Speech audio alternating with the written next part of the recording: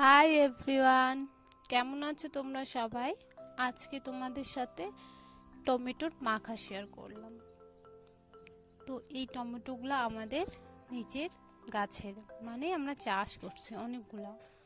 তো বেশি আমি পাকাও নিইনি, কাঁচাও নিইনি, কারণ টমেটোগুলো না প্রচণ্ড টক। তো মিডিয়াম নিচে ভালো করে ধুয়ে নিয়ে কাটতে বসলাম।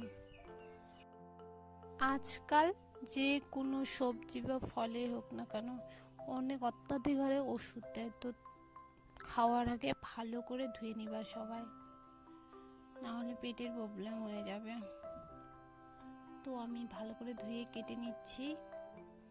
কাটার পর আমার দাদা চলে আসছে, তো দাদাও নাকি খাবে, তো তাই একটু বেশি করে নিলাম, নইলে আমি 2টা অথবা 4টা একাই হলে খেয়ে নিতাম। আর এই যে এখানে আমি তেমন কিছু দিইনি, লঙ্কা, লবণ, তেল আর একটু লঙ্কার গুঁড়ো দিছি, আর কিছু দিইনি। আর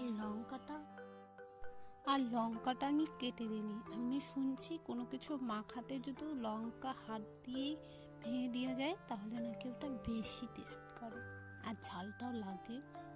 তো সেইভাবে আমি করে নিলাম। আর এখন আমার ভয়েস দিতে দিতে জিভে জল চলে আসতেছে, মনে হচ্ছে খেয়ে নেই আরেকবার। আর এটা খেতে দারুণ, মানে দারুণ। আর আমার তো টক এমনিতেই ভালো লাগে, আমি খেতে থাকি।